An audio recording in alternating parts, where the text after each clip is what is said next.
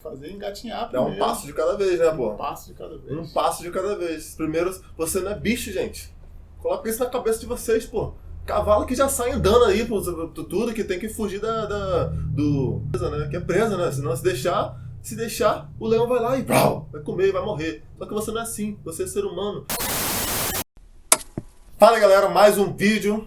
Esse vídeo aqui a gente vai falar sobre as 3 maiores frustrações desnecessárias que toda pessoa que está querendo aprender inglês passa. A maioria das pessoas coloca no seu caderninho, 1º de janeiro, January 1st, vou aprender inglês, ele passa por essas coisas, não tem jeito. O que você acha que tem as frustrações aí? Eu acho que uma das frustrações é o cara querer, tipo assim, ele querer correr, né, já competir, dar uma de competição junto com aquele cara que o Bolt, com né? o Bolt. Dos 100 metros, e o cara nem tá engatinhando ainda. Então, tipo assim, a primeira coisa que a pessoa tem que fazer é engatinhar primeiro. Dá um passo de cada vez, né, pô? Um passo de cada vez. Um passo de cada vez. Primeiro, você não é bicho, gente. Coloca isso na cabeça de vocês, pô.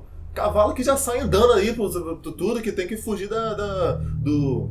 Como é que é? É cavalo, a presa, né? Que é presa, né? Senão se deixar, o leão vai lá e vai comer e vai morrer. Só que você não é assim, você é ser humano. Você fica assim, ó, no colinho da mãe, tempão. Um ano e blau. Um ano e blau, entendeu? E pra você ter força pra fugir de algum bicho, de algum predador, pô, isso aí, bota aí uns 10, 15 anos aí, entendeu? Senão tu não tem força, não vai conseguir, tá ligado? Então, tipo assim, calma, um passo de cada vez, né? É até bacana, né, o reflexo, né, que tipo assim, o ser humano, né, tipo, nós, né, tipo, é um processo, né, tipo assim, aprender a andar, processo, aprender a falar, é um processo, aprender a fazer contas de matemática, tipo assim, você não escrever, né? Aprender a escrever, entendeu? Aprender a andar de carro, cara. Aprender a andar de carro, de moto, tudo isso é um processo, então, e aquilo, né, tipo assim, aprender a andar de moto, você falou uma coisa interessante, tipo, eu ando de moto, tá, sou motociclista, tá, motoqueiro, motociclista, enfim.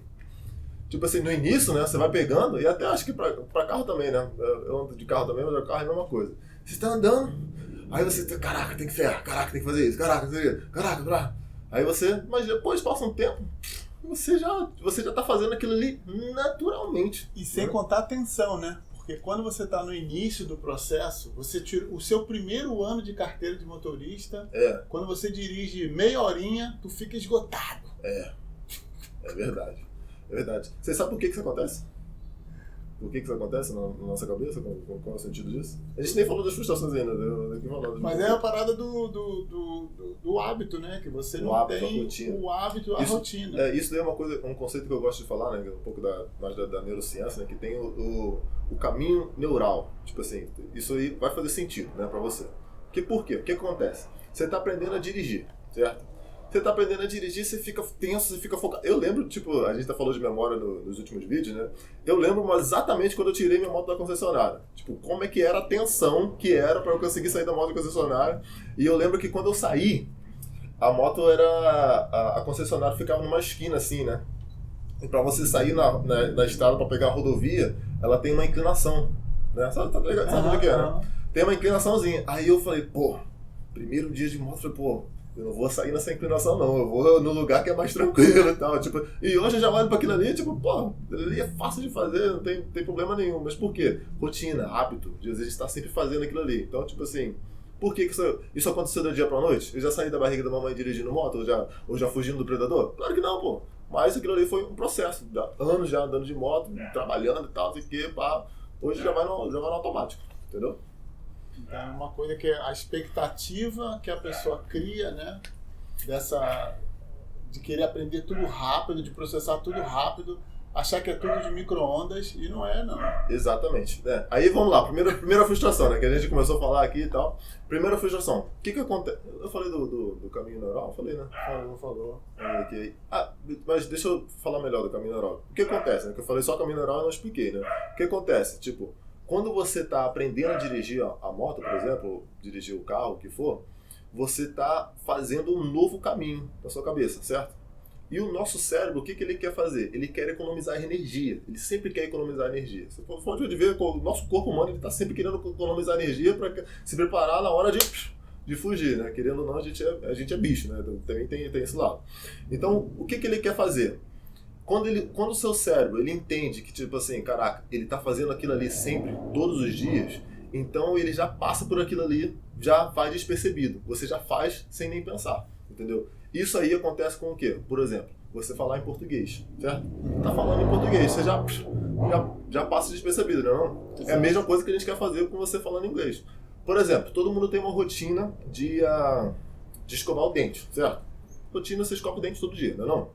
Todo mundo já tem um certo horário que ela escova o dente, certo? Tipo, acorda de manhã, vai lá e escova o dente. Já não pode falar a mesma coisa do banho, né? Porque tem muita gente aí que não toma banho todo dia, né? A gente tá vendo vocês, ó. Se liguem. Toma banho que, pô, a gente não tá na Europa nem nada, né? Pô, aqui no calor do caramba. E aí, é o seguinte. Aí pensa comigo. Você acordou de manhã, você quer escovar o seu dente. Você precisa escovar o seu dente. Você tem algum processo, tipo... Você tem que fazer alguma decisão para você escovar o dente? Tipo assim, algum processo na sua cabeça difícil de se fazer? Não. Claro que não, né? Tipo, você já chega e já vai escovar o dente. Mesma coisa que você andar de carro. Já tem que colocar no primeiro e tal, olhar o retrovisor, e ir embora. Entendeu? Mesma coisa você andar de moto. Mesma coisa você falar em português. Mesma coisa você falar em inglês. Só que aí o que acontece? Como é que é pra pessoa, pra você ensinar uma criança que tem que escovar o dente todo dia? Ixi. Se for uma criança rebelde, então, irmão, você tá ferrado, né, irmão? É um processo. Tá ferrado, cara. Vai ficar 3, 4, 5 anos, todo ano você tem que falar lá, pô, escova o dente. Escova o dente, antes de dormir, escova o dente hoje, escova o dente. Tipo, até entrar no processo de aprender. Mas aí, quando você entende isso, quando você já cria o caminho neural, né? Que lembrando que o nosso cérebro quer economizar energia, ele já faz aquilo ali e já nem pensa. Porque quando a criança ela tá pegando o hábito de escovar o dente, por exemplo, aquilo ali é difícil para ela tem que entender o sentido, tem que entender o porquê. Tipo assim, ela tem que parar o que ela tá fazendo para ir escovar o dente. Hoje em dia você já não para o que você tá fazendo, você só vai lá e escova o dente e acabou. Entendeu? Já tá no seu caminho e já tá facilitado. Mas vamos lá, primeira frustração. Já foi quanto tempo de vídeo aí? Um pouquinho. 7 minutos? Nossa, velho. Primeira frustração, que é um pouco do que você estava falando. Querer entender tudo, né? Querer atropelar tudo. Querer fazer... tá vendo uma filme, tá vendo uma série e caraca, aquilo eu não tô entendendo, aquilo ali tá... Cara, tranquilo, relax. É um processo. Entender tudo isso que a gente tinha falado, todos esses conceitos que a gente falou antes. Caminho oral, tal, não sei o que, E aí tem uma coisa, um pilar importante para você quando você quer aprender inglês. Você não tem que querer entender tudo e nem se frustrar por não estar entendendo tudo. A coisa principal que você tem que fazer é... Entrou o dog pra lá. A coisa principal que você tem que fazer é tentar entender. Tentar fazer sentido do que está acontecendo. Esse tentar entender vai fazer com que você consiga identificar os padrões que estão acontecendo e aí você vai conseguir expandir o seu vocabulário, expandir a sua fala, expandir o jeito que... Expandir a sua fala, expandir a maneira que você consegue expressar, a facilidade com que você consegue se expressar e tudo mais. Beleza? Sabia que foi comprovado, né? Que a criança... Calma aí.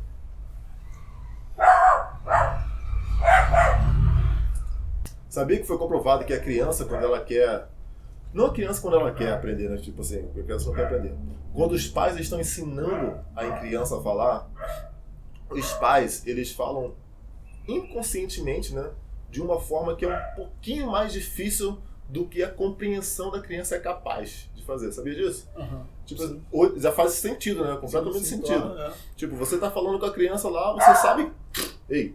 Você sabe que tem aquelas palavras que ele sabe e tal, não sei o que, e você começa a colocar aquilo ali com outras coisas. Qual é a primeira palavra que bebê aprende, geralmente? Mamãe, papai? Geralmente comida. Quer comer agora, ou quer comer depois, ou então algum tipo de comida, né? Já vai falar... Aí, enfim, né? A criança, os pais e a sociedade que está em volta também, né? Ela começa a colocar aquelas palavras um pouco mais difíceis para ela, que aí ela começa a fazer sentido. Aí ela tentando identificar, tentando fazer esses padrões, você vê a criança está conseguindo falar. Ela já conseguiu identificar os padrões, já conseguindo falar no idioma que ela tem que falar. Aí a Segunda! Se deixar pra caralho. Segunda coisa, galera. Estudar muita gramática. Estudar gramática demais. E esquecer do resto. fica focado na gramática. Trava, entendeu? né? Fica travado. E aí, tipo, o estudar gramática, o que acontece, né? Que eu acho muito ruim, né? Principalmente quando você está estudando a gramática fora de algum contexto, de alguma coisa, se você tem algum professor, às vezes algum curso, às vezes alguma coisa, até vídeo na internet mesmo, tipo assim, tá ensinando a gramática, é daquele jeito, acabou. Tipo, porra, aquilo ali é complicado. Fora de algum contexto, né? Agora, quando você estuda a gramática dentro de um contexto, por exemplo, você tá vendo um filme ou uma série, aí você para, explica, o professor explica, mas ó, tá vendo isso aqui? Tal. Ah, ele falou isso, que no passado. Mas ele usou o passado por causa disso, assim.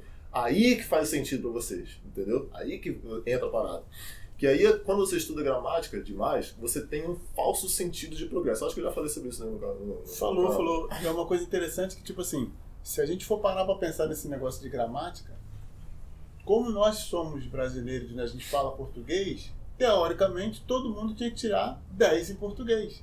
É, bom exemplo, gostei. E aí, o que acontece? Cara, nós, na escola, a maioria de nós, todo mundo tomava pau em português, porque é muito complicado. Nas aulas de gramática de português. Nas aulas de gramática de português. Exatamente, o professor tá dando aula. Mas isso quer dizer que o aluno não sabe falar? Não, claro que não. Ele sabe falar, ele sabe colocar o verbo correto no lugar certo, certo? Ele não fala, eu tô com fome, ele não fala fome, eu tô. Ou fome com tô eu. Não fala isso, entendeu? Ele faz a sequência certinha. O verbo, o sujeito, o verbo, a fome, o sentimento que ele está sentindo e vai desenrolando. E vai comunicando. E mesmo assim tirando 0 em gramática. 0 a 3, né? 0 a 3 a 4. E 10 não era. Então tipo assim, galera, isso, eu não estou dizendo que você tem que esquecer a gramática. Gramática é bacana. Você conseguir fazer sentido das coisas. Né? Você conseguir, por exemplo, um cara que é escritor, ou algo assim, né? Um cara que é um jornalista, ele precisa usar aquilo ali, entendeu? Ele precisa ter um domínio daquilo ali, maior, certo? E a mesma coisa com o inglês também, só que você tem que se perguntar, tipo, pô, você já quer chegar nesse nível antes, entendeu? E pela gramática ela tem um processo, que ela é um pouco matemático, né, da coisa, aí você tem um falso sentido de progresso, entendeu? Ah, você conseguiu entender o past perfect, pô, mas você não sabe, tipo, as palavras, você não sabe como colocar, você não sabe o contexto de colocar aquilo ali. Aí do que adianta, entendeu? Mas eu posso te ensinar o past perfect fácil, agora, e você entender, e você, quando você vê, né, porque é um padrão, é matemático, né, você consegue lá identificar e entendeu? Mas você vai conseguir saber usar aquilo ali? Você vai conseguir ter o vocabulário daquilo ali? Aí que tá outra coisa. Mistura mais do que... Exatamente. Então, tipo, por isso que eu falo que quando você foca demasiadamente na gramática, você tem esse falso sentido de progresso. Não é o que a gente quer, entendeu? É aquele conceito que eu tava falando antes, né? Tipo, o copo meio cheio, entendeu? Às vezes você não tá vendo lá, você não tá conseguindo sentir que o copo tá cheio, que o copo tá enchendo, que o copo já tá quase transbordando, entendeu? Mas você tem que estar lá enchendo o copo aos pouquinhos, entendeu? E assim vai.